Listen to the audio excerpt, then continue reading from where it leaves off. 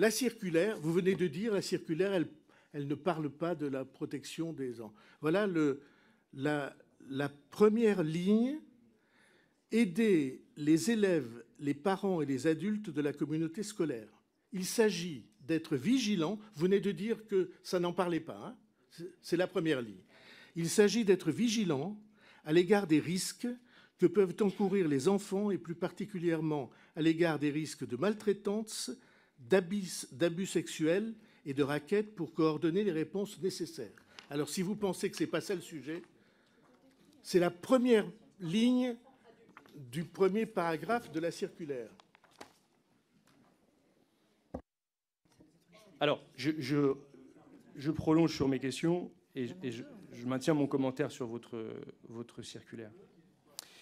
La question des violences physiques, Monsieur le Premier ministre, vous avez raison manifestement de vous en soucier dans la coulisse avec le directeur de l'établissement, car dans un courrier adressé le 29 octobre 1996 par le président de l'association des parents d'élèves, M. Prota, à M. Landel, le directeur de Betaram, 2 faits de violence intervenus le 20 octobre 1996 sont évoqués. Et je veux les partager avec la commission d'enquête parce que probablement que cette description alertera sur les conséquences de l'absence d'action conduite après le rapport d'inspection. Une nouvelle gifle donnée par un surveillant sur un élève est évoquée. Et surtout, c'est une scène de lynchage d'un élève par un surveillant qui est décrite, je cite ce courrier, « Nous n'osons même pas imaginer les conséquences si le professeur de mathématiques n'était pas intervenu pour séparer l'élève du surveillant. Faut-il un jour arriver à l'irréparable pour que vos cadres éducatifs vous mettent au courant ?» dit le président de l'association des parents d'élèves au directeur de l'établissement. C'est-à-dire que nous avons là la description d'une scène qui est une scène qui aurait pu, d'après ceux qui la rapportent, conduire à la mort d'un enfant.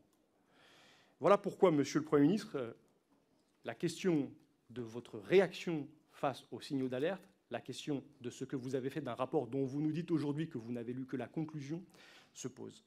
Et puisque vous nous indiquez, au fond, vous consacrez aux conclusions des rapports d'inspection qui vous sont transmis, je voudrais, Monsieur le Premier ministre, vous interroger sur un autre rapport d'inspection, celui qui porte sur la situation d'un collège de Bergerac, un collège dans lequel un enseignant a été condamné à 6 ans de prison pour avoir violé 2 enfants.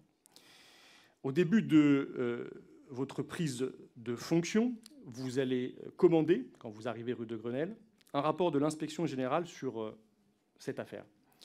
Ce rapport vous est rendu au début de l'année 1994.